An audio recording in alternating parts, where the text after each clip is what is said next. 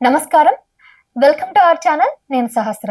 నార్మల్‌గా నాగదోషం ఉన్న వారికి నాగ పూజలు చేసి, నాగ ప్రతిష్టాపన చేసి, వాటికి సంబంధించిన పూజలు చేయడమే మనం చూస్తా ఉంటాము. కానీ ఇక్కడ ముఖ్యంగా మొట్టమొదటిసారిగా ఎక్కడా లేని విధంగా కేవలం కర్ణాటకలోని కుకే సుబ్రహ్మణ్య స్వామి టెంపుల్‌లో జరిగినటువంటి విధంగా మన తెలుగు రాష్ట్రాల్లో ఫస్ట్ టైం నాగసిద్ధి కార్యక్రమంతో పాటు అశ్లేష బలికి సంబంధించిన కార్యక్రమం కూడా చేపడుతున్నారు. మరి ఈ మహోత్తర కార్యక్రమాన్ని చేపడుతున్నది ఎవరంటే సహస్ర నాగ ప్రతిష్టాపన ఆచార్యులు, భవిష్యత్ బ్రహ్మ బిరుదాంకితులు, ఎంఏ ఆస్ట్రాలజర్, అలాగే నాగశాస్త్ర నిపుణులు బ్రహ్మశ్రీ పంగులూరు వెంకటేశ్వర శర్మ గారు. మరి గురువు గారితో మాట్లాడి నాగశాస్త్రంకి సంబంధించిన పూర్తి వివరాలు మాట్లాడే ప్రయత్నం చేద్దాం. నమస్కారం గురువు గారు. ముఖ్యంగా మీకు నూతన సంవత్సర శుభాకాంక్షలు. సార్, నాగశాస్త్రానికి సంబంధించి చాలా మందికి చాలా రకాల అనుమానాలు గాని, సందేహాలు గాని, చాలా విషయాలు తెలుసుకోవాలని ఉంది ఇప్పటికీ కూడా. సో ఎవరు కూడా దానికి సంబంధించిన పూర్తి వివరాలు ఇప్పటికి కూడా చెప్పడానికి ముందుకు రావట్లేదు. మీరు నాగశాస్త్ర నిపుణుల్లో మీరు ప్రావీణ్యం తీసుకురావడానికి మీరు దీనికి ఏమైనా కోర్స్ చేశారా? అసలు మీరు దీంట్లో ప్రావీణ్యం ఎలా చేశారు? ముందు ఆ విషయాలు తెలుసుకొని తర్వాత మా సందేహాలన్నీ కూడా మనం తెలుసుకుందాం. తప్పనిసరిగా అమ్మా, చాలా మంచి ప్రశ్న చేశావు. ఈ నాగశాస్త్రం అనేది రీసెర్చ్ చేయాలి ఫస్ట్. అంటే ఎంఏ ఆస్ట్రాలజీ చేశాను నేను ఫస్ట్, తర్వాత వేదం కంప్లీట్ చేశాను. మరి తర్వాత జ్యోతిష్యంలో రాహుకేతువుల ప్రభావం మానవుడి మీద చాలా బలంగా కనపడుతూ ఉంది. అంటే 9 గ్రహాలు బాగున్నా సరే ఈ రాహుకేతువులు కనుక దోషప్రదంగా ఉన్నట్లయితే మరి మిగతా 7 గ్రహాలు పనిచేయట్లేదు. కారణం ఏంటయ్యా అంటే ఈ యొక్క సర్పదోషాలు, నాగదోషాలు, కుజదోషాలు, కాలసర్పదోష ప్రభావాల వల్లనే మానవుడి జీవితంలో పైకి రాలేకపోతున్నాడు. ఇది నేను చేసినటువంటి రీసెర్చ్. ఎందుకంటే ఫస్ట్ నాగరాజ జాతకంలో కూడా కాలసర్పదోషం ఉన్నది. మరి మేము ఎంతో కష్టపడి పైకి వచ్చిన వాళ్ళమే. మరి ఎవరిది వాళ్ళు ఫస్ట్ అబ్జర్వేషన్ చేసుకోవాలి. ఇప్పుడు ఏదైనా శాస్త్రం మనం రీసెర్చ్ చేస్తున్నాం అంటే ప్రధానంగా ముందు మనం ఏం చేస్తాం, మనకు తెలిసిన వాళ్ళది మనది రీసెర్చ్ చేసినాక పబ్లిక్ మీద మనం ప్రయోగిస్తాం. అట్లాగే నేను దీన్ని ప్రారంభించడం జరిగింది. మరి ఈ నాగశాస్త్రం మీద నేను 2 రకాల పుస్తకాలు కూడా రాశాను. ఈ నాగశాస్త్రం మీద బాగా రీసెర్చ్ చేసిన తర్వాత మానవుడు రాహుకేతువుల ప్రభావంతో చాలా ఇబ్బంది పడుతున్నాడు అనేది నిర్ధారణకు వచ్చిన తర్వాత ఇదే హైదరాబాద్లో కనీసం ఇప్పటికి నేను 20,000 ప్రతిష్టల పైన చేయించుంటాను. ఎటువంటి దోషాలున్నా సరే మరి ఇప్పటికి నేను కనీసం 6-7 లక్షల జాతకాల పైన చూసుంటానమ్మా.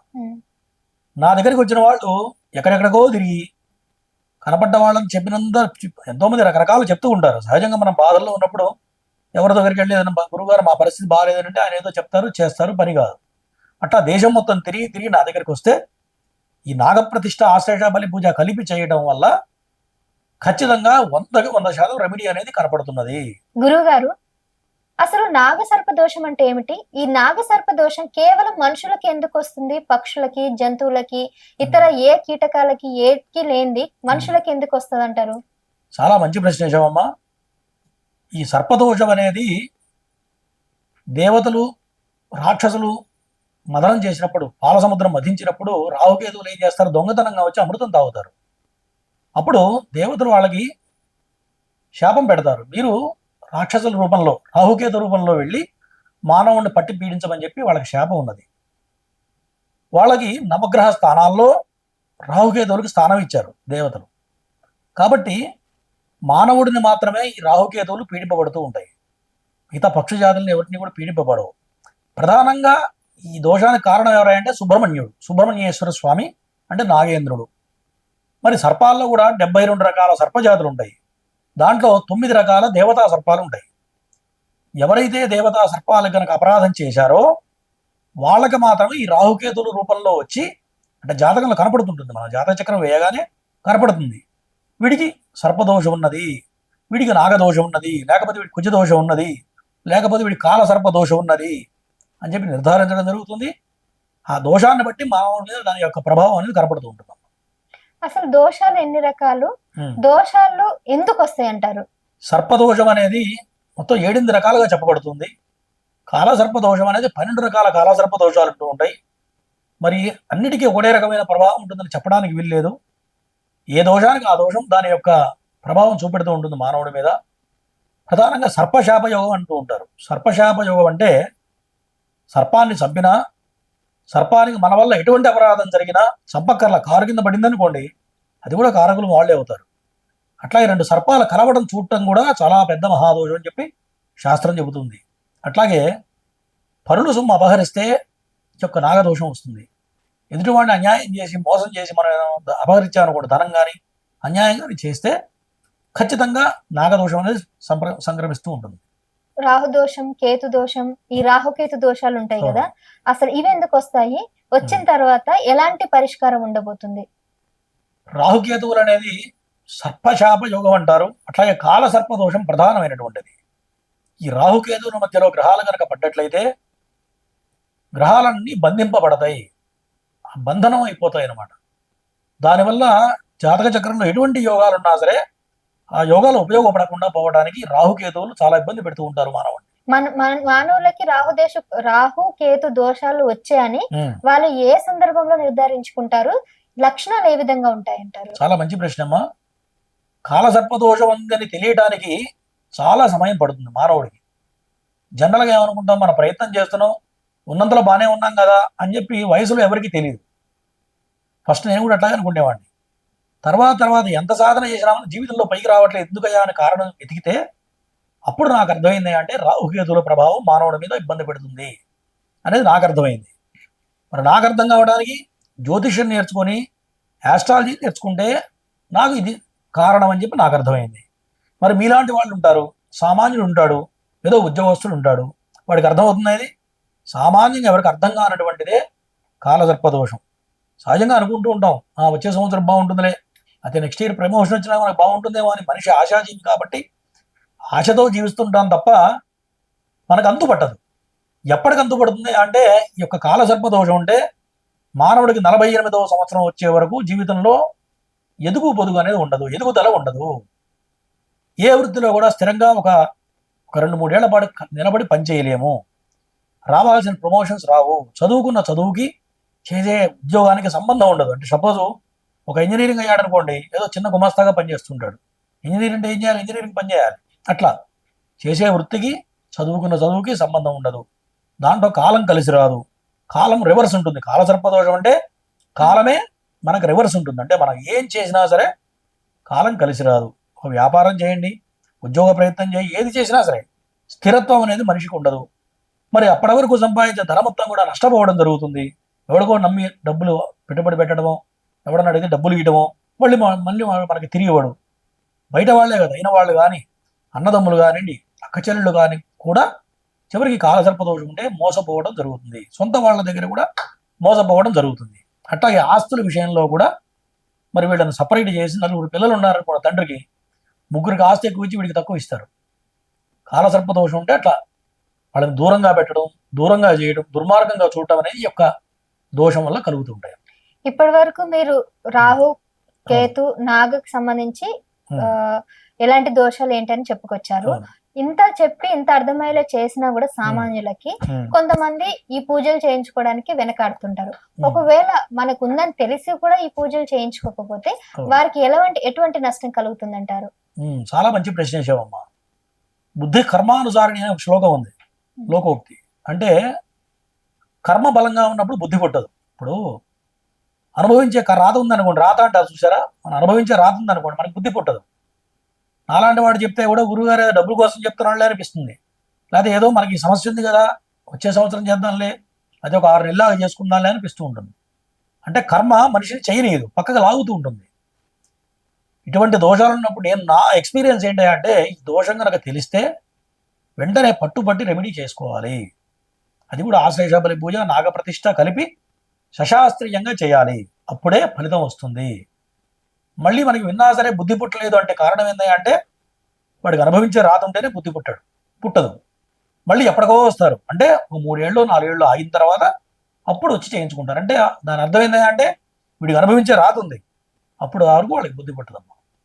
ఇంకొకటి, పెళ్లిళ్ళు ఉమ్, ఈ పెళ్లిళ్ళ విషయానికి వస్తే ఉమ్, ఎంతో మంది సుబ్రహ్మణ్య స్వామి టెంపుల్ కి వెళ్తూ ఉంటారు, రకరకాల పూజలు చేస్తుంటారు, ఉమ్, శ్రీకాళహస్తికి వెళ్ళి పూజలు చేస్తుంటారు, రాహుకేతులు అవును. పూజలు చేస్తుంటారు. ఉమ్, బట్ స్టిల్ వాళ్ళకి పెళ్లి అవ్వకపోవడానికి ఉమ్. ఈ కాలదోష సర్పానికి సంబంధించి ఏమైనా దోషాలు ఉంటాయంటారా?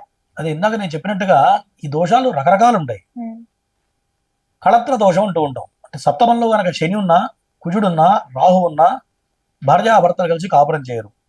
అట్లా కుజుడు అష్టమ స్థానంలో కనుక ఉన్నట్లయితే పెళ్లి కావడం కష్టం అని చెప్పి జ్యోతిష శాస్త్రం చెబుతూ ఉంది. కుజ దోషం గనుక. ఆ ఉమ్, కుజాష్టమ దోషం, కుజుడు 8వ స్థానంలో కనుక ఉన్నట్లయితే కుజదోషం, బలమైన కుజదోషం. అది మాంగళ్య స్థానం అంటారు. స్త్రీకి 8వ స్థానం మాంగళ్య స్థానం. అటువంటి మాంగళ్య స్థానం కనుక దెబ్బతిన్నట్లయితే పెళ్లి కాదు. ఒకవేళ పెళ్లి అయితే కూడా 1 year కూడా కలిసి కాపురం చేయడం జరగదు, డైవర్స్ అయిపోవడం. అట్లా కొంతమందికి అయితే ఈ దోషం ఉన్న వాళ్ళు రెమెడీ చేయించుకోకుండా అట్లాగే 2వ పెళ్లి 3వ పెళ్లి చేసుకున్న వాళ్ళని కూడా నేను చూడటం జరిగిందమ్మా. ఈ మధ్య ఒక ఆమె అమెరికా నుంచి ఫోన్ చేసింది. ఇప్పటికి 6 పెళ్లిళ్ళు అయిపోయి 7వ దానికి రెడీ అయిందా. మరి అంటే ఈ ఈ దోష నివారణ చేయకపోతే ఎన్ని పెళ్లిళ్ళని అయితే కానీ కలిసి ఉండరు. ఖచ్చితంగా రిలేషన్షిప్ అనేది కుదరదు. దానికి సిమ్టమ్స్ ఏంటంటే పెళ్లికి ముందు సపోజ్ ఒక అమ్మాయితో లవ్ అఫైర్ ఉంది అనుకోండి, వాళ్ళిద్దరు కొన్నాళ్ళు కలిసి ట్రావెల్ చేస్తారు, మాట్లాడుకుంటూ ఉంటారు. తర్వాత వీళ్ళిద్దరి మధ్యలో విభేదం వచ్చి విడిపోతూ ఉంటారు. అట్లా కూడా జరుగుతూ ఉంటుంది. అంటే సిగ్నల్స్ అనమాట ఇవన్నీ. కొంతమందికి ఏం జరుగుతుంది, ఎంగేజ్మెంట్ అయిన తర్వాత పెళ్లి ఆగిపోతుంది. ఇట్లా కొంతమందికి ఏదో ఎవడో చనిపోయి సూతకం వచ్చి పెళ్లి అయిపోతుంది. ఇట్లా రకరకాలుగా పెళ్లి అయిన తర్వాత కూడా విడాకులు అవుతుంటాయి, ఖచ్చితంగా డైవర్స్ అయిపోతుంది. సరే ఇప్పుడు మీరు అన్నట్టు పెళ్లి కాకుండా లివింగ్ రిలేషన్ లో కూడా కలిసి ఉండారంటారా అంటే ఈ దోషం ఉన్న వాళ్ళు? ఇది చాలా మంచి ప్రశ్న. పెళ్లి చేసుకుంటేనే బంధం కాదు.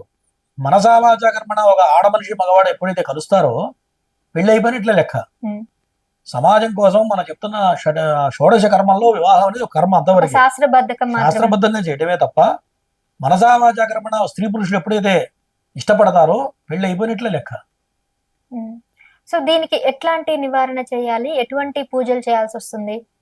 ఎటువంటిది అంటే ఒక్కొక్కరికి ఒక్కో రకమైన దోషం ఉంటుంది. నేను చెప్పినట్టుగా నాగదోషం వేరు, కుజదోషం వేరు, సర్పదోషం వేరు, సర్పశాప యోగం వేరు, కాలసర్ప దోషం వేరు, నాగదోషం వేరు. ఇట్లా అన్ని దోషాలు ఒక రకంగా ఉంటాయని చెప్పడానికి వీల్లేదు. నాగదోషం ఉందనుకోండి, పిల్లలు పుట్టరు, ఎబార్షన్స్ అవుతూ ఉంటాయి, 2-3 ఎబార్షన్స్ అవ్వడం, కొంతమందికి ప్రీమెచ్యూర్డ్ బేబీస్ పుట్టి చనిపోవడం, కొంతమంది 7 నెలల పిల్లలు పుట్టిన తర్వాత వాళ్ళకి అనారోగ్యం, మైండ్ మెచ్యూరిటీ లెవెల్స్ ఎదకపోవడం, ఇట్లా యాంటోజీ రావడం, కొంతమందికి చెవి ముక్కు వినపడదు పిల్లలకి, కొంతమందికి మాటలు రావు. ఇదంతా కూడా నాగదోష ప్రభావం వల్ల. ఆ నాగదోషం కూడా ఏ రకమైన నాగదోషం ఉంది, ఇందాక నేను చెప్పినట్టుగా 9 రకాల సర్పాలు ఉన్నాయి, దేవతా సర్పాలు ఉన్నాయి. ఏ రకమైన దోషం ఉంది, దానికి కరెక్ట్ రెమెడీ చేయాలి. గురుగారు మీరు చెప్పింది నిజంగానే సమంజసమే. అయితే ఇక్కడ ఇంకో కొన్ని ప్రశ్నలు అయితే నాకు గుర్తొస్తున్నాయి. ఏంటంటే గ్రహం నుంచి వచ్చి గ్రహాంతర పిల్లలు అంటారు, గ్రహం వల్ల పుట్టిన అవన్నీ మొర్రి అంటారు కదా, అది నిజంగా గ్రహ బలమేనా లేకపోతే నిజంగానే పౌష్టికార లోపమా? ఈ 2 క్లారిటీ నేను ఎప్పటి నుంచో ఎవరైనా కలిస్తే అడుగుదాం అనుకున్నా. సో మీరు దీని క్లారిటీ ఇవ్వచ్చు. ఇది కూడా చాలా మంచి ప్రశ్న చేశామమ్మా. సహజంగా స్త్రీ పురుషులు కొన్ని సమయాల్లో కలవకూడదని చెప్పి శాస్త్రం చెబుతుంది. తెల్లవారుజామున అసల సంధ్య వేళల్లో స్త్రీ పురుషుల సంగమం అనేది జరగకూడదు. అటువంటిది జరిగినప్పుడే మరి పిల్లలు దయ్యం పిల్లల్లా ఉంటారు. కొంతమంది వాడి ముక్కు మొహం భయంకరంగా ఉంటుంది చూడండి. కొంతమంది అటువంటి సంతానం కలగడం, ఇట్లా మొహం మరి ఇటువంటి పిల్లలు పుట్టడం కూడా ఇటువంటి సమయాల్లో కలవడం వల్ల జరుగుతుంది. అందుకని పూర్వీకులు ఏం చెప్పేవాళ్ళంటే ఆషాఢ మాసం కొత్తలు ఇంటికి రాకూడదని చెప్పేవాళ్ళు. కారణం ఏంటంటే ఆషాఢ మాసం చల్లగా ఉండేటువంటి సమయం. ఆ సమయంలో వాతావరణంలో కొన్ని రకాల మార్పులు చెందుతూ ఉంటాయి. ఆ సమయంలో కనుక కలిస్తే కొన్ని రకాల ఈ రకమైన డిసీజెస్ వస్తాయి. మరి సంతానం కలగబోయే సంతానానికి ఇబ్బందులు వస్తాయి. సైంటిఫిక్ కూడా ఇది ప్రూఫ్ అయినటువంటి సైంటిఫిక్ రీజన్ తో మన పూర్వీకులు ఏం చెప్పేవాళ్ళంటే కొత్త అల్లుడు అత్తగారింట్లో కాలు పెట్టకూడదు. కారణం ఏంటంటే వీళ్ళిద్దరు దూరం పెట్టలేక, ఆ మాట చెప్పలేక, ఇటువంటి ప్రతిదీ కూడా మన పూర్వీకులు ఏది పెట్టినా సరే ఖచ్చితంగా దానికి సైంటిఫిక్ రీజన్ ఉంది. మరి దానివల్ల ఇదివరకు పూర్వం ఇటువంటివి కనపడలేదు. ఈ మధ్య కాలంలో ఎక్కువైపోతుంది. గ్రహణం పూట గర్భిణీ స్త్రీలు బయటికి రాకూడదు అని అంటారు కదా, దీనికి కూడా ఏదైనా కారణం ఉందా? ఖచ్చితంగా ఏవైతే ఈ యొక్క రాహుకేతుల ప్రభావం ఆ గ్రహణ సమయంలో భూమి మీద ఎక్కువ ఉంటుంది, దగ్గరగా వస్తూ ఉంటాయి. దానివల్ల మనం చూడండి దేవాలయాలు కూడా మనం క్లోజ్ చేస్తూ ఉంటాం. మరి దేవుడిని ఎప్పుడన్నా ఒక పూట పెట్టకుండా మేము ఏ రోజు కూడా దేవాలయాల్లో ఉంటే దేవుడికి నైవేద్యం పెట్టకుండా మేము పొరపాటు కూడా తినం. మధ్యాహ్నం అయినా సాయంత్రం అయినా. అదే గ్రహణ సమయంలో చూడండి దేవుడికి నైవేద్యం పెట్టాక ఆ రోజు వరకు మేమేం తినం. మళ్ళీ మర్నాడు తలుపులు తీసి గుడి మొత్తం శుద్ధి చేసే వరకు అర్చకుడు కూడా ఏం భోజనం చేయడు, ఏం తినడు, పచ్చి మంచినీళ్ళు కూడా ముట్టుకో. మంచినీళ్ళు తాగితే తాగుతారో కానీ ఘన పదార్థం ఏది కూడా తీసుకోరు. మరి అటువంటి దేవుణ్ణి కూడా మనం ఆ గ్రహణంలో ఎందుకు క్లోజ్ చేస్తాం, టెంపుల్ ఎందుకు క్లోజ్ చేస్తారా అంటే ఆ సమయంలో తిరగకూడదు. ఎందుకంటే గర్భం ధరించినప్పుడు స్త్రీకి మరి పిల్లాడు లోపల ఎదుగుతూ ఉంటాడు కదా, దానివల్ల కొన్ని రకాల ఇబ్బందులు వస్తాయి, పిల్లలకి రకరకాల ఇబ్బందులు వస్తాయి. కాబట్టి ఆ సమయంలో తిరగకూడదని చెప్పి శాస్త్రం చెబుతున్నాం. కొకే సుబ్రహ్మణ్య స్వామి టెంపుల్లో ఆశ్లేష బలి ఈ నాగ సిద్ధి కార్యక్రమం అక్కడ చాలా ప్రాముఖ్యత చెందింది. మన తెలుగు రాష్ట్రాల్లో ఎక్కడ కూడా లేదు. అయితే దాన్ని మొట్టమొదటిసారిగా ఈ కార్యక్రమానికి మీరు శ్రీకారం చుట్టారు. సో మీరు ఈ కార్యక్రమం తెలుగు రాష్ట్రాలకు పరిచయం చేయడానికి ప్రధాన కారణం ఏంటి? ఇది కూడా చాలా మంచి ప్రశ్న అమ్మా. నేను చాలా మంచి మంచి ప్రశ్నలు వేస్తున్నాడు, ఎవరు వేయలేదు నన్ను. జనరల్ గా ఇంతకుముందు పూర్వం ఏం చెప్పేవాళ్ళు అంటే నాగదోషం ఉందంటే నువ్వు కుక్కే సుబ్రహ్మణ్యంగా పోయి పూజ చేసుకో అని చెప్పేవాళ్ళు. కారణం ఏంటంటే అంటే ఈ నాగశాస్త్రం అనేది ఎవరికి తెలియదు. ఈ నాగశాస్త్రాన్ని నాగ ప్రతిష్ఠ చేయాలంటే ఎవరు పడితే వాడు చేస్తే ఫలించదు. కారణం ఏంటంటే సుబ్రహ్మణ్యం ఉపాసన చేయాలి, నాగశాస్త్రం మీద పట్టు ఉండాలి, ఏ రకమైన దోషం ఉంది, ఎటువంటి సంకల్పం చెప్పాలి అనేది తెలియాలి. దాంతోపాటు ప్రతిష్ఠ చేయడం అంటే సామాన్యమైన విషయం కాదు. ప్రతిష్ఠ చేయాలంటే చేసేవాడి దగ్గర శక్తి ఉండాలి. ఎవరు పడితే వాళ్ళు చేస్తే ఈ యొక్క ప్రతిష్టలు ఫలించవు. పైగా కుక్కే సుబ్రహ్మణ్యంలో చేయడం కూడా మన ఆచారాలు వేరు, కర్ణాటక సంప్రదాయాలు వేరు. ఎందుకంటే తెలుగు సంప్రదాయాలు వేరే ఉంటాయి, మన ఆంధ్ర తెలంగాణలో సంప్రదాయాలు చాలా వేరుగా ఉంటాయి. కర్ణాటక కుక్కే అంటే సుబ్రహ్మణ్యం, కర్ణాటక సంప్రదాయాలు వేరుగా ఉంటాయి. దానికి మనకి ఆకాశానికి భూమికి అంత తేడా ఉంది. సపోజ్ మీరు పెళ్లి చేసుకుంటారనుకోండి, ఎక్కడ పెళ్లి ఏ సంప్రదాయంలో పెళ్లి చేసుకుంటాము, మనం ఎక్కడైతే పుట్టామో ఎక్కడైతే జన్మించామో స్థానికంగా సంబంధించింది మన సంప్రదాయంలోనే పెళ్లి చేసుకుంటాం తప్ప కర్ణాటక సంప్రదాయంలో పెళ్లి చేసుకో. అవునా? ఏ పూజ చేసినా సరే పిల్లాడికి పుట్టెంటుకలు తీయించాలనుకోమ్మా, ఆ సంప్రదాయంలో చేస్తాం, ఈ సంప్రదాయంలో చేస్తాం, మన సంప్రదాయంలో చేయాలి. ఎగ్జాక్ట్లీ. శాంతి కూడా అంతే. పెళ్లి చేసుకున్నా, పేరు పెట్టుకున్నా, ఎటువంటి శాంతి చేయాలన్నా ఎక్కడైతే జన్మించారో ఆ శాస్త్ర ప్రకారం మన తెలుగు సంప్రదాయంలో చేసినట్లయితేనే శాస్త్రం అనేది వాళ్ళకి ఫలిస్తుంది, లేకపోతే ఫలించదు. కారణం ఏంటంటే ఇప్పటికి నా దగ్గరికి కనీసం 1,00,000 మంది వచ్చి ఉంటారు, మీ కుక్కే సుబ్రహ్మణ్యం గురువు గారు మాకు పని కాలేదు. కారణం ఏంటంటే ఈ రకమైనటువంటి తేడాలు. ఓకే, మీరు ఇప్పుడు చెప్పారు అక్కడ ఆ స్థానికంగా ఉన్నటువంటి లేకపోతే ఆ ప్లేస్ కి సంబంధించి వాళ్ళకి అనుగుణంగా అక్కడ చేస్తారు. ఇప్పుడు మన ప్లేస్ కాబట్టి మనకు అనుగుణంగా చేస్తారు. కానీ ఇప్పుడు అక్కడ చాలా ఫేమస్ అయింది, ప్రాముఖ్యత చెందినటువంటి అదే పూజ ఇక్కడ ఏ విధంగా మార్చబడింది, మరి అక్కడికి ఇక్కడికి ఎటువంటి తేడాలు ఉన్నాయి? చాలా తేడా ఉంటుంది. ఎందుకంటే మన సంప్రదాయాలు, మన ఆచారాలు, మన పద్ధతులు, మన మంత్రం చెప్పే విధానం కూడా చాలా తేడా ఉంటుంది. మీరు కర్ణాటక వెళ్ళి చూడండి, మన మంత్రానికి వాళ్ళ మంత్రానికి చాలా తేడా ఉంటుంది. స్వరం కానీ చేసే విధానం కానీ చాలా తేడా ఉంటుంది. మరి మనం చేసే ఆశ్లేష బలి పూజ కనీసం 10 గంటల సమయం పడుతుంది. ఆశ్లేష బలి పూజ పెద్ద యంత్రం వేస్తాం, దాంట్లో 72 రకాల సర్పజాతులను ఆవాహన చేస్తాం. మరి ఈ సర్పజాతులు ఎవరికి తెలియవి, వాళ్ళు రేపు నాగశాస్త్రం చదువుకున్న వాళ్ళకే తెలుస్తూ ఉంటాయి. మరి 72 రకాల సర్పజాతులు, ఆ మంత్రాలన్నీ కూడా గురు పరంగా వచ్చినటువంటి మంత్రాలు. మా గురువు గారు, మా నాన్నగారి గురువు గారు వాళ్ళందరూ పాటించేటువంటి ఈ యొక్క యంత్రం ఉంది. ఆ యంత్రం కూడా చాలా రేరుగా ఎవరికి తెలియదు అనమాట. ఆ యంత్రం మేము వేయించడం జరుగుతుంది. ఏదైతే ఆ పూజా కార్యక్రమం క్రతువు ఉందో, ఆ క్రమం ఉందో, క్రమం అంటే విధానం, అదే విధానంలో చక్కగా 72 రకాల సర్పజాతులను ఆవాహన చేసి అన్నంతో బలిహరణ వేయడం జరుగుతుంది. 72 రకాల జాతులకు మంత్రయుక్తంగా బలిహరణ వేసి పసుపు నీళ్లతో తర్పణ ఇస్తే ఏదైతే సర్పానికి అపరాధం జరిగిందో, సర్పాన్ని చంపడమో అది ఇంకోటి జరగడం వల్ల ఈ దోషాలు సంక్రమిస్తాయి. మనకు తెలియకుండా జరిగిన వాటికి కూడా మనం పరిష్కారం వెతకాలి ఖచ్చితంగా. ఎందుకంటే మనం చేసి ఉండకపోవచ్చు, మన తండ్రి చేయొచ్చు, తాత చేయొచ్చు, ముత్తాత చేయొచ్చు, ఇంకా పైన ఎవరైనా చేయొచ్చు. ఇవన్నీ కూడా వంశానుక్రమంగా 7వ తరం వచ్చే వరకు వస్తూనే ఉంటుంది. ఒక తండ్రికి 4 పిల్లలు ఉన్నారంటే 4 పిల్లలకి ఖచ్చితంగా వస్తుంది. ఒక్కడి కనుక ఎవరికన్నా రాలేదయా అంటే అది వాడి పూర్వజన్మ సుకృతం తప్ప రెండోది కాదు. ఇంకోటి నేను చేస్తున్న స్టడీ ఏంటయ్యా అంటే వంశానుక్రమంగా 10 మంది పిల్లలు ఉంటే 10 మందికి వస్తుందమ్మా. కాబట్టి దీన్ని ముందుగా ఎంచుకోవడం, తెలుసుకోగానే దోషం ఉందా లేదా అనేది నేను అయితే కనుక అలా జాతకం చూడగానే 2 నిమిషాలు చెప్పేస్తా. వాళ్ళు ఏ రకమైన ఇబ్బందులు పడుతున్నారు, దేంట్లో స్ట్రగుల్ పడుతున్నారు, సంతానపరంగా ఇబ్బంది పడుతున్నారా, ఉద్యోగపరంగా ఇబ్బంది పడుతున్నారా, అట్లా ఏ రకమైన ఇబ్బంది, ఆస్తుల పరంగానా చూడంగానే గ్రహస్థితి తెలిసిపోతూ ఉంటుంది. మరి చాలా మంది అన్ని బాగున్నాయి గురువు అని చెప్తూ ఉంటారు. మరి బాగుంటే ఆ సమస్య ఎందుకు వస్తుంది? కాబట్టి వాడిని కరెక్ట్ చూసి చేస్తే మార్గం అనేది ఖచ్చితంగా 100% మన పీఠలను చూపిస్తూ ఉంటాం. అయితే మీరు అన్నట్టు కొన్నిసార్లు ఈ ఉమ్, నాగదోష ఉంది అని కనుక్కోవడానికి చాలా ఉమ్, సమయం పడుతుంది. ఒకవేళ తెలుస్తుంది, తెలిసిన తర్వాత కూడా ఇలానే నెగ్లెక్ట్ చేస్తే వీటి ఉమ్. పరిణామాలు వీళ్ళ మీద ఏ విధంగా ఉంటాయి, ఎంతవరకు వీటి తీవ్రత ఉంటుంది? చెప్పే కదమ్మా, కొంతమందికి స్కిన్ ప్రాబ్లం ఉంటుంది, ఓహో. సోరియాసిస్ అంటారు చూడండి. ఉమ్, ఎన్ని మందులు వాడినా ఆ స్కిన్ ప్రాబ్లం అనేది తగ్గదు. మరి కొంతమందికి వచ్చేటప్పటికి గర్భం రాదు, కొంతమంది అసలు గర్భమే రాదు. మరి డాక్టర్ల చుట్టూ తిరుగుతుంటారు, పాపం ఫర్టిలిటీ సెంటర్కి తిరుగుతుంటారు, లక్షల రూపాయలు ఖర్చు పెట్టి. ఎందుకంటే సంతాన వృద్ధి లేకపోతే ఎవరికి ఆనందం అనేది ఉండదు కుటుంబంలో. మరి ఎన్ని మందులు వాడినా డాక్టర్లు అన్ని రకాల టెస్టులు చేస్తూ ఉంటారు, అంతా బాగుందమ్మా అంటారు, కానీ వాళ్ళకి ఫలించదు. కారణం ఏంటంటే కొన్నిసార్లు అమావాస్య పున్నమి రోజు వ్యాధి తీవ్రత ఎక్కువగా ఉంటుంది. నేను స్వయంగా కొంతమంది అవును, దాంట్లో చూసాను. అవును. సో ఇదంతా కూడా గ్రహాలకు అంతేగా మరి. సంబంధించిందేనా? పౌర్ణమికి అమావాస్యకి రాహుకేతువుల ప్రభావం బలంగా ఉంటుంది. కొంతమంది ప్రయోగాలు చేస్తూ ఉంటారు, ప్రయోగాలు జరుగుతూ ఉంటాయి. ప్రయోగ సంబంధమైనవి కూడా రాహుకేతుల దోషాల వల్లనే నిర్ణయించబడతాయి. వాళ్ళు ఏం చెప్పారంటే, నేను ఎవరైతే ఈ వ్యాధి అంటే కొన్ని రకాల వ్యాధులకి అనుభవించి ఉన్న వాళ్ళని, వాళ్ళు మాకు దోషం గీషం అని చెప్పకుండా చేతబడి చేశారు, మా మీద ఇలాంటి పూజలు చేశారు బయట వాళ్ళు అని మాట్లాడుతున్నారు. అవును, సో అలా ఏమైనా ఉంటుందంటారా?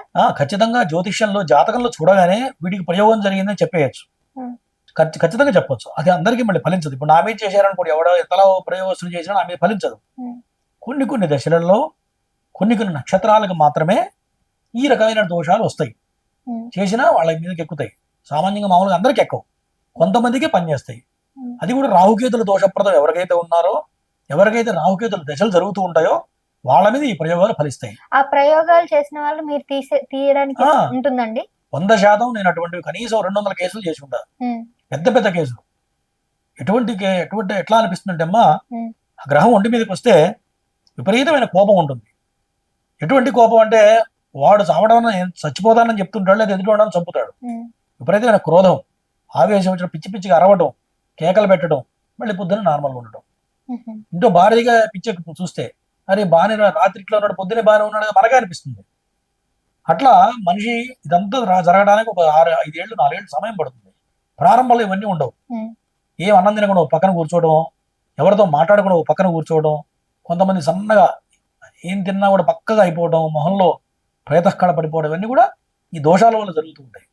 మనకు అర్థమవుతూ ఉంటుంది ఏదో జరుగుతుంది, నాకు ఎవడో చేస్తున్నాడు కొంతమంది చెప్తుంటారు చూడండి, వాళ్ళకి సిమ్టమ్ చెప్తూ ఉంటుంది. నమ్మాలి ఇలాంటి సిచ్యువేషన్స్ కొన్నిటిని. ఖచ్చితంగా ఉంటాయమ్మా, దేవుడు ఉన్నట్టు దయ్యం కూడా ఉంది. సో వీటిని తీయడానికి కూడా మీ దగ్గర పరిష్కారాలు ఉన్నాయి? ఖచ్చితంగా చేస్తాం. అలాగే మీరు నాగసిద్ధి కార్యక్రమం ఇప్పటి వరకు ఎన్ని పూజలు చేశారు, ఎంతమందికి చేశారు, వాటి వల్ల ఎంతమంది లాభం పొందారు, లబ్ధికారులు ఏ విధంగా వాళ్ళ యొక్క అనుభవాలు చెప్పారు మీకు? నేను ఇదే హైదరాబాద్ లో కనీసం 20,000 ప్రతిష్టలు చేయించుంటానమ్మా. 20,000 మంది చెప్తే స్టోరీలు ఉంటాయి. అంటే నీదొక స్టోరీ, ఆయనదొక స్టోరీ, ఆయనదొక స్టోరీ, రకరకాల, అంటే ఎవరి బాధ వాళ్ళది, అంతే కదా. ఇంటింటికి ఒక రామాయణం అన్నట్టుగా ప్రతి వాడికి ఒక సమస్య ఉంటుంది. ఒక ఆయన ఇల్లు లేని వచ్చిన వాళ్ళు, ఒక ఆయన పెళ్లిళ్ళు కాలేదని ఒక ఆయన సంతానం లేని వచ్చిన వాళ్ళు కొంతమంది. ఇట్లా లేదు గురువు గారు మాకు ఆస్తి రాలేదండి, ఆస్తులు మొత్తం అన్నదమ్ముల పొత్తులో ఉన్నాయండి, కోర్టు కేసులు నడుస్తున్నాయి, ఇంతవరకు మాకు రాలేదని కొంతమంది గురువుగారు మా పిల్లల భార్యకి నా గొడవలేని కోర్టులో నడుస్తుంది, 4 ఏళ్ళైనా 10 ఏళ్ళైనా కేసు తేలట్లేదు గురువుగారు, ఇది తేలితే నేను వేరే పెళ్లి చేసుకుందాం అనుకుంటా, కేసు తేలట్లేదు అంటాడు.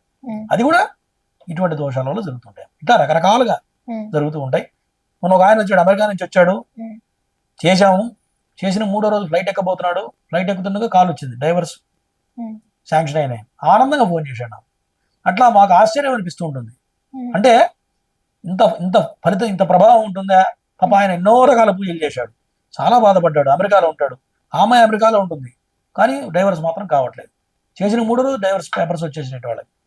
అంటే డైవర్స్ కోసం ఎదురు చూస్తున్న వాళ్ళు కూడా పూజలు చేసుకోవాలంటారా? అంతేగా, నాగదోషం కుజదోషం ఉందనుకోండి సపోజ్, భార్యాభర్తల మధ్య దోషం అంటేనే ఈ యొక్క కుజాష్టమ దోషం అని చెప్పారు.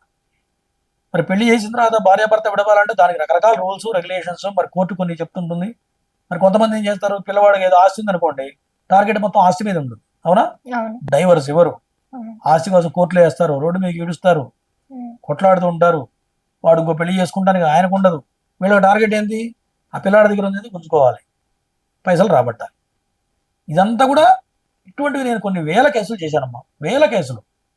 కారణం ఏందయ్యా అంటే అనుభవం. ఏందా, నేను నాగశాస్త్రం రీసెర్చ్ చేశానని చెప్పాను కదా, తీరా చూస్తే ఏందయ్యా అంటే మొత్తం ఇక్కడిక్కడ తిరుగుతూ ఉంటుంది.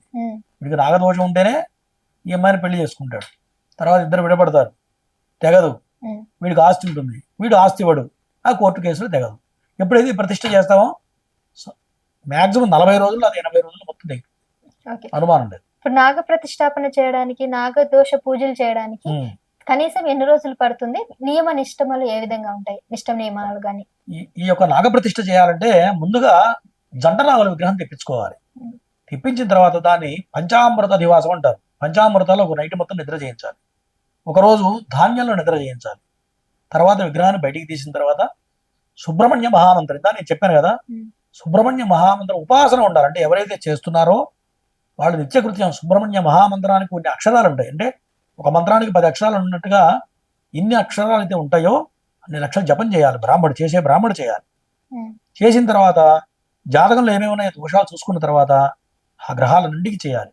చేసిన తర్వాత సుబ్రహ్మణ్య మహామంత్రం చేసి నాగప్రతిష్ఠ చేయాలి. తర్వాత ఆశ్లేష బలి పూజ చేయాలి. ఇదంతా కూడా ఒకటే రోజు క్రతువు జరగాలి.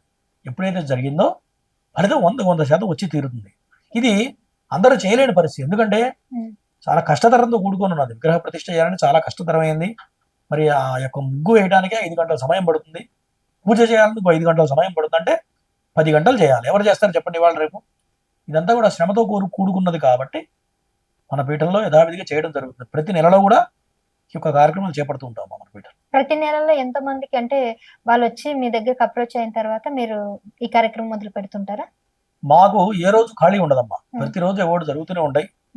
మరి కొంతమంది శక్తి లేని వాళ్ళు మేము విడిగా చేసుకోలేమంటారు. అటువంటి వాళ్ళకి సామూహికంగా కూడా ఏర్పాటు చేస్తున్నాం. శక్తి ఉంటే విడిగానే చేసుకోవాలి. నిజంగా డబ్బులు ఇబ్బంది, దరిద్రంలో ఉండి మరి దరిద్రంతో కొంతమంది కొట్టుమిట్టాడుతూ ఉంటారు. మాకు శక్తి లేదని బీద స్థితిలో ఉంటారు. అటువంటి వాళ్ళు మనం మన పీఠం తరఫున సామూహికంలో చేయిస్తూ ఉన్నాం. చాలా తక్కువలో సామూహికంలో కూడా చేయిస్తున్నాం అన్నమాట. అంటే కొంతమంది ఏం చేస్తున్నారంటే డబ్బు ఉండి కూడా కొంత కక్కుర్తితోనో, డబ్బులు ఎందుకు వృధా ఖర్చు పెట్టాలనో కాస్త వెనక ముందాడి సామూహికంలో చేయించుకుంటారు. వాడికి నిజంగా శక్తి ఉంటుంది. అంటే గురువు గారు నన్ను మోసం చేయొచ్చు, దేవుడిని మోసం చేయలేవుగా. ఇప్పుడు నీ ఇంట్లో వ్రతం చేసుకున్నావు, శక్తి ఉంటే 10 మందిని పెట్టి భోజనం పెడతావు. శక్తి లేకపోతే ఏం చేస్తావు? గుళ్ళోకి వెళ్ళి 500 కంటే వ్రతం చేసుకుంటావు. దానికి దీనికి చాలా తేడా ఉంటుంది అని భగవంతుడికి తెలుసు. కాబట్టి మనం ఎటువంటి శక్తి ఉన్నంత వరకు శక్తి మేర చేయాలి. ఒక పూజ చేస్తున్నాం అంటే మన శక్తి మేర చేయాలి. ఇప్పుడు డబ్బు లేనివాడు పెళ్లి ఎంత చేస్తాడు? సింపుల్గా చేస్తాడు. ఉన్నవాడు ఏం చేయాలి? కోలాహలంగా 1000 మందిని పిలిచి భోజనం పెట్టాలి. ఎందుకు పెట్టాలంటే ఫోటో కెమెరామెన్ బతుకుతాడు, మేళగాడు బతుకుతాడు, డెకరేషన్ వాడు బతుకుతాడు. అవునా అంటారు. పెళ్లికి లక్షలు ఖర్చు పెడుతురంటే ఆ లక్షలు అనేవి చెత్త కుప్పలు వేయట్లే కదా, ఈ లక్షలు అనేవి డిస్ట్రిబ్యూషన్ అవుతున్నాయి, మందికి ఉపాధి దొరుకుతుంది. ఇది కూడా ఒక సేవ లాంటిది. అట్లా శక్తి లేనివాడు ఏం చేస్తాం? మనం గుళ్ళో తీసుకెళ్ళి తాళి కట్టిస్తాడు. దానికి తేడా ఉందా లేదా? కాబట్టి ఉన్న వరకు శక్తి మేర భగవంతుడికి ఎప్పుడైనా సరే శక్తి ఉంటే దాచుకోకూడదు. దేవుడికి 10 రూపాయలు పెడితే నీకు పక్క నుంచి 100 రూపాయలు వస్తుంది. ఎప్పుడైతే నువ్వు కక్కుర్తి పడే వెనక ముందాడు చేసావో వాడి జీవితం కూడా అట్లాగే ఉంటుంది. గురుగారు, ఆఖరిగా మరో ప్రశ్న. సో మనం గనక ఒకవేళ నాగ ప్రతిష్టాపన చేయాలంటే ఎన్ని రోజుల సమయం పడుతుంది? ఫలితం కోసం ఎన్ని రోజులు ఎదురు చూడాలి? ఈ నాగ ప్రతిష్ఠ చేయాలంటే ముందుగా నేను చెప్పినట్టుగా విగ్రహం తెప్పించుకోవాలి. విగ్రహం తెప్పించాలంటే అప్పుడప్పుడు రెడీగా ఉండవు. శిల్పి చెక్కాలంటే ముందు మనం ఆర్డర్ చేయాలి. ఒక్కోసారి మేము ఏం చేస్తుంటే మా దగ్గర స్టాక్ పెట్టుకుంటూ ఉన్నాం. ఎమర్జెన్సీ ఎవరో అమెరికా వెళ్తుంటారు, గురువుగారు మాకు అర్జెంట్ కావాలని అంటారు. వాళ్ళ స్టాక్ ఉంటే మేము చేసేస్తాం. విగ్రహం ఆర్డర్ చేసుకున్న తర్వాత నేను చెప్పినట్టు పంచామృత దివాసం ఒక రోజు చేయాలి, ధాన్యాదివాసం ఒక రోజు చేయాలి. చేసిన తర్వాత 3వ రోజు ఈ ప్రతిష్ఠ కార్యక్రమం చేపట్టవచ్చు. 3 నుంచి 4 రోజులలో అయిపోతుంది. అవునమ్మా. ఫలితం అనేది 40 రోజులు పట్టొచ్చు. ఖచ్చితంగా 40 రోజుల్లో కానీ 80 రోజుల్లో కానీ ఖచ్చితంగా ఫలితం వస్తుంది. ఒకవేళ ఒక్కొక్కడికి ఏంటంటే వాళ్ళ యొక్క పురాకృత కర్మ, వాళ్ళు చేసే పాప పుణ్యాలను బట్టి ఒక నెల అటు ఇటు కావచ్చు. మ్యాక్సిమం 40 రోజుల్లో వస్తుంది, అది 80 రోజుల్లో వస్తుంది. చేసేది ధర్మబద్ధంగా ఉండాలి, న్యాయబద్ధంగా ఉండాలి. ఎందుకంటే కొంతమంది కోరికలు పక్కన ఆస్తి నాకు వచ్చేయాలని, మా అన్న ఆస్తి మొత్తం నాకే రావాలి గురుగారు నేను చేస్తే రాదు. నువ్వు ధర్మంగా కోరితే ఖచ్చితంగా వస్తుంది. అట్లా ఎటువంటి వాళ్ళకైనా సరే 40 రోజుల్లో కానీ 80 రోజుల్లో కానీ, ఒకవేళ ఇంకా వాడి దరిద్రం బాగాలేదు, వాడి కర్మ బాగాలేదు అనుకుంటే మహా అయితే సంవత్సర కాలం లోపల ఖచ్చితంగా ఫలితం వచ్చి తీరుతుంది. రాని వాళ్ళంటూ ఎవరు లేరు. ఆ సర్వీస్లో ఫలితం రాని వాళ్ళంటూ ఎవరు లేరు. అందరికీ సత్ఫలితాలు వచ్చినాయి. వాళ్ళు ఏదైతే కోరికతో చేస్తారో ఖచ్చితంగా ఫలితం కనపడుతుంది, అనుమానం లేదు. అందరు ఇంకొక నా పర్సనల్ క్వశ్చన్ గురుగారు, కేవలం హిందువులు మాత్రమే ఈ పూజలు ఈ నాగదోషాలకి ఫాలో అవుతారు, మరి ఇతర కులాల్లో ఇతర మతాల వాళ్ళకి ఇటువంటి ఉండవంటారా? వాళ్ళు ఇలాంటి పూజలు చేయకుండా ఉంటారు, బట్ వాళ్ళు బాగానే ఉంటారు కదా, మరి వాళ్ళకి ఏం చెప్తారు? అంటే ఈ మతాచారాలు కొన్ని ఉంటాయి. మరి మీరు చూడండి, కొన్ని కొన్ని మతాల్లో ఒక్కొక్కడు 5 పెళ్ళిళ్ళు 6 పెళ్ళిళ్ళు చేసుకుంటున్నారు. మీకు తెలుసు, మనం పేరు పెట్టకూడదు. ఉమ్, మరి 5 పెళ్ళిళ్ళు ఎందుకు చేసుకుంటున్నారు? అవునా? మరి మన హిందూ ధర్మంలో ఉన్నటువంటి న్యాయ వ్యవస్థ కానీ, మరి సంసారం, భార్య భర్త పిల్లలు, సంసారం ఉమ్, వ్యవస్థ ఎంత ethical గా ఉంటుంది చెప్పండి. ఉమ్. ఒక భార్య భర్తను గౌరవిస్తుంది, భర్త భార్యను గౌరవిస్తారు. మిగతా కులాల్లో, మిగతా మతాలలో మిగతా మతాలలో ఆ రకమైనటువంటి సంప్రదాయాలు లేవు. అవునా? మరి ఒక వదిన అంటే మనం సాక్షాత్ తల్లిగా భావిస్తాం, మరదలు అంటే తన కూతురుగా. బిడ్డలాగా భావిస్తాం. ఇటువంటివి మన హిందూ ధర్మంలోనే ఉంది. మిగతా ధర్మాల్లో ఇవన్నీ లేవు. కారణం ఏంటంటే వాడికి అవన్నీ ఎథిక్స్ లేవు. కాబట్టి శాస్త్రం నమ్మేవాడికి నమ్ము, నమ్మనోడికి దుమ్ము అని శాస్త్రం. నమ్మినాడికి ఖచ్చితంగా ఉంటుందమ్మా, ఉమ్, లేని వాడికి లేదు. అంతే. ఉమ్. అంటే జనరల్ గా వాళ్ళు వాస్తు ఫాలో అవ్వరు, శాస్త్రాలు ఫాలో అవ్వరు, ఇంక ఇటువంటి పూజలు అస్సలు పట్టించుకోరు కదా, నాకు అందుకే. లేదమ్మా, చాలా మంది నా దగ్గర ముస్లిమ్స్ వచ్చిన వాళ్ళు ఉన్నారు. ఉహుం, ముస్లిమ్స్ కి ఈ మధ్య నేను చేయించాను, 2 ముగ్గురు చేయించాను ముస్లిమ్స్ కి. ఉమ్, పాపం వాళ్ళు, గురువు గారు మీరు రాలేవండి, మీరే చేసేయండి. ఎందుకంటే వాడు మతం ఒప్పుకోదు అక్కడ, ఉమ్, వాళ్ళ మతం ఒప్పుకోదు. కాబట్టి మీరు రాకుండా మీరు చేయొచ్చా, నీకు నమ్మకం ఉంటే చేస్తాను నేను కూడా చెప్తాను. ఎందుకంటే నమ్మకంతో చేస్తే ఖచ్చితంగా అవుతుంది. మనసా వాచా కర్మణ నమ్మాలి, నమ్మి చేయాలి. చేస్తే ఖచ్చితంగా ఏ పూజ అయినా సరే నమ్మి చేస్తే ఖచ్చితంగా అవుతుందమ్మా.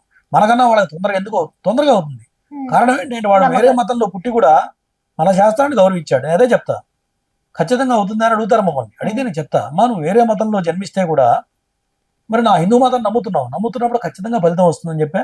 మరి వాళ్ళందరికీ ఫలితాలు వచ్చిన వాళ్ళు ఉన్నారమ్మా, అట్లా ఏం లేదు.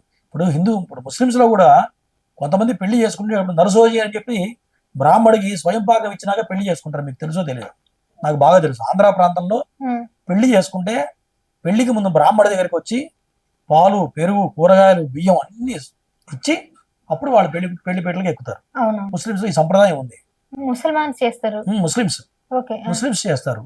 బ్రాహ్మణుడు హిందువుల దగ్గరికి వచ్చి చేస్తుంటారు. బ్రాహ్మడికి ఇచ్చినాకే వాళ్ళు పెళ్లి చేసుకుంటారు. ఉహుం, ఇది నేను చూడలేదు. మాది గుంటూరులో అట్లా వచ్చి ఇచ్చేది, మా ఇంటికి వచ్చి ఇచ్చేది, మా నాన్నగారు వాళ్ళకి ఇచ్చేది. ఉమ్, మరి అట్లాగే బీబీ నాంచారమ్మ ఎవరు? బీబీ నాంచారు ముస్లిం. ఉమ్, ఆ బీబీ నాంచారమ్మ కళ్యాణం జరుగుతుంది ఇప్పటికి కూడా అవును, కొన్ని ఊళ్ళల్లో. మరి ముస్లిమ్స్ కూడా దండం పెట్టేవాళ్ళు ఉన్నారు హిందూ మతంలో. అవును, ఏ మతమైనా మన హిందూ మతంలో నుంచి వెళ్ళిందే తప్ప ప్రధానమైన ఆధారం మన హిందూ మతమే. ఈ మతాలన్నీ కూడా చీలింది మన హిందూ మతం నుంచి వెళ్ళినవే తప్ప ఉమ్. రెండోది కాదు. ముస్లిం కానీ క్రిస్టియానిటీ మొత్తం మన హిందూ మతం నుంచి చీలిపోయిన వాళ్ళంతా. అవును. ఈ హిందూ ధర్మం అనేది సనాతన ధర్మం, అవును. ఏళ్ల క్రితం నుంచి వచ్చినట్టుగా. అవును, అవును. ఇవన్నీ తర్వాత అంతే, పుట్టుకొచ్చినవి. అవును అవును. ఓకే. ఈ జ్యోతిష్యానికి వస్తే, ఉమ్. జ్యోతిష్యాన్ని విషయానికి వస్తే, ఉమ్, జ్యోతిష్యం అనేది కూడా శాస్త్రీయంగా చెప్పబడుతుంది. అవును. కానీ ఈ జ్యోతిష్యానికి ప్రామాణికం ఏమిటి? మరి జ్యోతిష్యాన్ని నమ్మని వాళ్ళు, ఇప్పుడు కొంతమంది ఉమ్, నమ్మకమే చాలా బలం అన్నారు. నేను దేవుడు నమ్మనంటాడు ఒకడు, ఆహా. ఒకడేమో జ్యోతిష్యమే మూఢనమ్మకం అంటాడు ఒకడు. మరి ఈ జ్యోతిష్యం మూఢనమ్మకం అనే వాళ్ళకి మీరేం చెప్తారు? ఇప్పుడు జ్యోతిష్యం అనేది పంచమ వేదం. 4 వేదాలతో పాటు షట్శాస్త్రాలు ఉన్నాయి. న్యాయశాస్త్రం కూడా షట్శాస్త్రాల్లోదే. న్యాయశాస్త్రం ఎవరు డైరెక్ట్గా అంబేద్కర్ కిందకు వచ్చి రాయలే. న్యాయశాస్త్రం అనేది మన పూర్వీకులు అవన్నీ శాస్త్రాలు రాసిపెట్టి ఉన్నాయి. న్యాయశాస్త్రం ఇవన్నీ కూడా ఉన్నాయి. కాబట్టి షట్శాస్త్రాల్లోదే జ్యోతిష్య శాస్త్రం. మరి గురువు గారు ఈ మధ్య కాలంలో పిచ్చి ఎక్కువైంది కదా, ఇంతకుముందు లేదు కదా అని అడగచ్చు నువ్వు. ఉమ్, నిజంగానే ఈ మధ్య అవును, కాలంలో ఈ మధ్య జ్యోతిష్యం కాలం- అనేది కాస్త ఎక్కువైంది. ఉమ్, మరి 20-30 ఏళ్ల క్రితం ఈ జ్యోతిష్యం ఎవరు చూడలేదు, ఎవరు తెలియదు. కారణం ఏంటయ్యా అంటే శాస్త్రం చాలా నిగూఢంగా ఉండేది, అంటే రహస్యంగా ఉండేది. ఇప్పుడు నాకు వచ్చనుకోండి జ్యోతిష శాస్త్రం 30 ఏళ్ల క్రితం, నువ్వు అడిగితే నేను చెప్పేవాడిని కాదు, దాచిపెట్టుకునేవాడిని. ఉమ్, ఇప్పుడు ఎట్లా తెలిసిందా అంటే ఇది యూనివర్సిటీలో సబ్జెక్ట్ అయిపోయింది. చాలా మంది ఈ యొక్క జ్యోతిష్యాన్ని, ఆస్ట్రాలజీ, ఎంఏ ఆస్ట్రాలజీ చేసిన వాళ్ళు చాలా మంది ఉన్నారు. వేరే కులస్తుల్లో కూడా ఎంఏ ఆస్ట్రాలజీ చేసిన వాళ్ళు చాలా మంది ఉన్నారు. ఈవెన్ యోగా కూడా అప్పట్లో అవును. లేదు, తర్వాత అవును. వచ్చింది. ఉమ్. సేమ్ యోగా లాగానే ఇప్పుడు జ్యోతిష్యం అనేది. ఎప్పుడైతే ఈ యూనివర్సిటీలో సబ్జెక్ట్ వచ్చిందో అది విస్తారంగా పెరిగిపోయింది, అందరూ ఎడ్యుకేట్ అవుతున్నారు. మరి ఇదివరకు చూడండి, మరి ఒక తల్లికి 10 మంది పిల్లలు ఉంటే 5 చనిపోయేవాళ్ళు, 5 బ్రతికేవాళ్ళు. ఉమ్, అవునా? ఉమ్, అన్ని డెవలప్ అవుతుంది కాలక్రమేణా. వైద్యం డెవలప్ అవుతుంది, జ్యోతిష్యం డెవలప్ అవుతుంది, అంతే కదా. మరణ రేటు తగ్గిపోలా, అవును. మరణ సంఖ్య తగ్గిపోయింది. కారణం ఏంటి?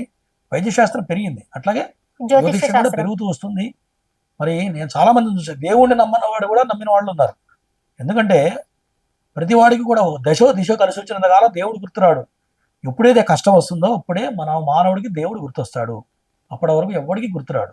ఈ జ్యోతిష శాస్త్రం అనేది కేవలం మన దేశంలో కాకుండా అవును ఇతర దేశాలకి వెళ్ళడానికి ఎటువంటి ఆస్కారం ఉంది ప్రస్తుత రోజుల్లో? ఉన్నదమ్మా, చాలా దేశాల్లో కూడా ఆస్ట్రాలజీ చాలా మంది చూసేవాళ్ళు ఉన్నారు. ఉమ్. న్యూమరాలజీ అంటారు. న్యూమరాలజీ ఎక్కడది? జ్యోతిష్య శాస్త్రంలో వెళ్ళిందే న్యూమరాలజీ. ఓకే, అవును, అక్కడ ఇతర దేశాలు న్యూమరాలజీ ఆ. ఫాలో అవుతుంటారు. ఈ మధ్య కాలంలో కొత్తగా న్యూమరాలజీ పేర్లు కూడా లెక్కలేస్తున్నారు. సంఖ్యాశాస్త్రం. నామకరణ ఆడపిల్లకి సరి సంఖ్య, మగపిల్లవాడికి బేస్ సంఖ్య రావాలి.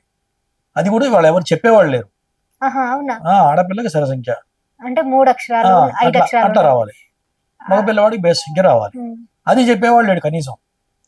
ఇవన్నీ ఉండాలి, అవన్నీ పాటిస్తే ఎటువంటి ఇబ్బందులు ఉండవు. దాంతోపాటు నక్షత్ర ప్రకారంగా పేర్లు పెట్టుకోవాలి. దానివల్ల కూడా కొన్ని రకాల ఇబ్బందులు వస్తాయి. ఇంకోసారి ఇంకో టాపిక్ మాట్లాడుకోండి. ఇప్పుడు నక్షత్రం గురించి కూడా చిన్న విషయాలు, అంటే చాలా మందికి వాళ్ళ యొక్క నక్షత్రం అంటే ఏంటో తెలియదు. మరి వాళ్ళ నక్షత్రం తెలుసుకోవడానికి వాళ్ళు ఏం చేయాలంటారు? నక్షత్రం తెలుసుకోవాలంటే డేట్ ఆఫ్ బర్త్ కావాలి. డేట్ ఆఫ్ బర్త్ ఇప్పుడు ఇవాళ సాఫ్ట్వేర్స్ వచ్చేసినాయి. Astrology software date of birth time పడితే నక్షత్రం వచ్చేస్తుంది. అంతే, సింపుల్ అమ్మా. అంతేనా? సరే, అలాగే మీరు జ్యోతిష్యంలో చాలా అనుభవజ్ఞులు. సో మీ అనుభవంతో చెప్పండి, ఇప్పటి వరకు మీరు జ్యోతిష్యం చెప్పినప్పుడు మీకు ఎదురేటువంటి ఎక్స్పీరియన్స్ గానీ, అనుభవం గానీ, ఎలాంటి డిఫరెంట్ పీపుల్ మీ దగ్గరకు రావడం జరిగింది, వాళ్ళని మీరు ఎలా మార్చి వాళ్ళకి మీ యొక్క శాస్త్రాన్ని చెప్పడం జరిగింది, ఆ కొన్ని ఎక్స్పీరియన్స్ మా ప్రేక్షకుల కోసం చెప్తారా? నేను జ్యోతిష్యం అనేది టీవీ ఛానల్స్ లో కూడా చేస్తూ ఉంటా. భక్తి ఛానల్లో చేస్తాను. హిందూ ధర్మం ఛానల్లో డైలీ నాది లైవ్ వస్తుంది. హిందూ ధర్మం ఛానల్లో ఉదయం 10 నుంచి 11 వరకు ప్రతిరోజు కూడా లైవ్ వస్తుంది. మరి లైవ్ లోనే వాళ్ళు ఫోన్ చేసి, గురువు గారు నా డేట్ ఆఫ్ బర్త్ ఇది అంటే 30 సెకండ్లలో డేట్ ఆఫ్ బర్త్ చూసి వాళ్ళ గురించి టక 30 సెకండ్లు నేను అనాలిసిస్ చేసి చెప్తూ ఉంటా. అవును గురువు గారు అని తప్ప కాదు అని ఎవడండు. కారణం ఏంటి? బేస్ ఏంటి? ఆధారం ఏంటి అంటే జ్యోతిష శాస్త్రమే కదా. వాళ్ళు ఎక్కడో ఉంటారు, ఏ వైజాగ్లో ఉంటారు. గురువు గారు డేట్ ఆఫ్ బర్త్ ఇస్తారు. బలానా ఇబ్బంది పడుతున్నావు అంటే అవును గురువు గారు అంటారు. కారణం ఏంటంటే గ్రహాలు తప్ప రెండోది కాదు, అదంతా గ్రహాల మహిమ తప్ప రెండోది కాదప్ప. అట్లా ఎన్నో రకాల మంది చూసాం. నా దగ్గరికి ఎవడన్నా వచ్చి కూర్చుంటే 3 నిమిషాల్లో వాడు భవిష్యత్తు మొత్తం చెప్పేస్తారు. 3 నిమిషాలు. వాళ్ళు ఏ రకమైన ఇబ్బంది పడుతున్నారు, ఎటువంటి స్ట్రగుల్ ఉంది, వైవాహిక జీవితం ఇబ్బంది పడుతున్నాడా, పిల్లలు లేక ఇబ్బంది పడుతున్నాడా, డబ్బుల పరంగా ఇబ్బంది పడుతున్నాడా, ఆస్తులతో కొట్లాడుతున్నారా, చూడగానే చెప్పేస్తాను. నేను కొన్ని వేల మందికి చెప్పా, లైవ్ లో చెప్పా. ఇవాళ మన ఇంటర్వ్యూ కాదు, లైవ్ లో డైలీ చెప్తుంటా. అది నాకు రెగ్యులర్ అలవాటు. అంటే మీరు తప్పుగా అనుకోకపోతే నా మీద ఏమైనా ప్రయోగం చేయగలరా? అంటే చిన్నగా. అంటే ప్రయోగాలు అటువంటివి మేము చేయము. ఉన్న ప్రయోగం తీయమంటే తీస్తాను తప్ప అది ప్రయోగం అనేది చేయకూడదు. చేయడం నువ్వు కూడా ఇంకోటి చేయొచ్చు. ఈ యొక్క ఏవైతే ఈ క్షుద్ర ఉపాసనలు ఉన్నాయో నువ్వు చేస్తే కూడా పక్కన ఫలిస్తుంది. పెద్ద ఇష్యూ కాదు అది. దానికి నువ్వు 10-15 వేలు మంత్రం జపం చేస్తే నీకు ఆ శక్తి వచ్చేస్తుంది, పక్కన చేసే శక్తి వస్తుంది. తీయాలంటే ఈజీ కాదు. తీయాలంటే దీనికి సుబ్రహ్మణ్య జపం చేయాలి, పంచముఖ ఆంజనేయం చేయాలి, తర్వాత రామం చేయాలి. రామం అంటే రాముల వారిది. ఉపాసనలు చేయాలి. ఇదంతా లక్ష్మీ నరసింహం చేయాలి. దాంట్లో గంట పేరుండే నరసింహాలు అంటే స్టెప్స్ ఉంటాయి అన్నమాట. ఇవన్నీ చేసిన వాడే చేయగలుగుతాడు. మేము అన్ని ఉపాసన చేస్తాం కాబట్టి ఎటువంటి ప్రయోగాన్ని తీయగలం. ఎందుకంటే క్షుద్ర ప్రయోగాలు చేసేవాడు ఎవడు బాగుపడ్డు. మేము చాలా మంది చూస్తుంటాం. వాడికి ఏంటంటే ఆ ఒక్కటే తెలుస్తుంది. అంటే ఏదో వాడికి ఏదో గోలీ కొట్టడం, వాడిని ఏదో ఇబ్బంది పెట్టడం, వాడి దగ్గర డబ్బులు తీసుకోవడం, వాడికి అదే తెలుసు. వాడికి అంతమించి చేత కాదు. వాడు ఏం చేస్తాడు, వాడి దగ్గరికి వెళ్ళగానే ఏదో ప్రయోగం చేయగానే వాడి చుట్టూ తిరుగుతుంటాడు. అమావాస్య పౌర్ణమిగా ఆ శక్తి ఒంటి మీదకి వస్తుంటుంది, డబ్బులు తీసుకుంటాడు, మళ్ళీ అప్పటికప్పుడు ఇన్స్టెంట్గా చేస్తాడు, మళ్ళీ రిపీట్ అవుతూనే ఉంటుంది. మాది అట్లా కాదు. వాడు ఎటువంటి ప్రయోగం చేసినా తీయగలం. ఒక్కసారి తీసామంటే మళ్ళీ తిరిగి రాకుండా కూడా చేయగలం. అది వాళ్ళకి మాకు తేడా. ఆ ప్రయోగం చేసేవాడు సర్వనాశనం అవుతాడు, గుర్తుపెట్టుకోండి. ఎవడైతే క్షుద్ర ప్రయోగాలు చేస్తాడో వాడు ఉండడు, వాడు వంశం కూడా ఉండదు, సర్వనాశనం అయిపోతారు ఎవరైనా సరే. కాబట్టి అటువంటి ప్రయోగాలకు పోకూడదు. దీన్ని మహావిద్య అంటారు మేము చేసేది, అది క్షుద్ర విద్య అంటారు. దానికి తేడా ఏంటంటే ఆకాశానికి భూమికి ఉన్నంత తేడా ఉంటుంది. ఇంకా ఫైనల్ గా ఒక్కటి గురువు గారు, ఈ మధ్య కాలంలో అందరూ కూడా మేము ఆస్ట్రాలజీ చెప్తాం, జ్యోతిష్యం చెప్తాం అందరూ వచ్చేస్తున్నారు. మరి అలాంటి వాళ్ళ దగ్గర నుంచి మేము ప్రముఖ జ్యోతిష్యుని ఎన్నుకోవడం గానీ, వాళ్ళ దగ్గరికి సంప్రదించడం ఏ విధంగా మేము తెలుసుకోవాలి సామాన్యులు? చాలా మంచి ప్రశ్న వేసామమ్మా. ఎందుకంటే ఇప్పుడు డాక్టర్ దగ్గరికి వెళ్తే మనం ఏం చేస్తాం, గూగుల్లో సెర్చ్ చేసి డాక్టర్ ఎక్స్పీరియన్స్ ఎంత రేటింగ్ ఉంది అని మొత్తం ఫీడ్బ్యాక్ చూసి మనం వెళ్తాం. అవునా? ఒక డాక్టర్ దగ్గరికి వెళ్ళాలంటే జ్యోతిష్యం కూడా డాక్టర్తోనే సమానం, వేరే తేడా ఏం లేదు. మరి ఇవాళ రేపు కొంతమంది గురువు గారు నాకు ఫ్రీగా జాతకం కావాలంటే, ఫ్రీగా నేను ఖాళీగా ఉండను కదా. విద్య ఉన్నవాడు ఎప్పుడు ఖాళీగా ఉండడు. అవునా? విద్య ఉన్నవాడు ఎప్పుడు ఖాళీగా ఉండడు. విద్య లేనివాడు మాత్రం రోడ్డు సైడ్ పెట్టుకొని ఫ్రీగా చెప్తానంటాడు, చిలక ప్రశ్నలాగా. కాబట్టి మంచి వ్యక్తిని ఎంచుకోవాలి. వాళ్ళ మొదల్లో తెలిసిపోతుంది, వీడు దొంగనా లంగనా చూడంగా చెప్పొచ్చు కదా. మరి అటువంటి వ్యక్తిని ఎంచుకోవాలి. వాళ్ళ ఫీడ్బ్యాక్ చూడాలి, బ్యాక్గ్రౌండ్ ఎట్లా ఉందో చూడాలి. మంచి వ్యక్తిని ఎంచుకొని కనుక వెళితే కరెక్ట్ సబ్జెక్ట్ చెప్తాడు. ఇప్పుడు ఎవడైనా సరే జ్యోతిష్యుడు అంటే వాడి దగ్గర సబ్జెక్ట్ ఉందని ఎట్లా గుర్తుపడతావంటే నీకు జరిగిపోయింది చెప్పాలి. ఇంతకుముందు ఏం జరిగింది చెప్తే వాడు కరెక్ట్ రైట్ జ్యోతిష్యుడు. చెప్పలేకపోతే వాడు జ్యోతిష్యుడే కాదు నన్ను అడిగి. ధన్యవాదాలు గురుగారు, చాలా చక్కగా మాకున్న సందేహాలన్నీ కూడా నివృత్తం చేశారు. సో అంటే నాకనే కాదు, పర్సనల్ గా నేను కొన్ని క్వశ్చన్స్ అడిగాను, అలాగే మా ప్రేక్షకులకు ఎంతో మందికి ఇటువంటి సందేహాలు అన్ని కూడా ఉన్నాయి, అవన్నీ కూడా మీ ద్వారా తెలుసుకోవడం జరిగింది. అలాగే మీరు ఇంకా చాలా విషయాలు మా ఛానల్ ద్వారా మరికొన్ని ఎపిసోడ్ల ద్వారా తెలియజేయాలని మేము కోరుకుంటున్నాం. ధన్యవాదాలు గురుగారు.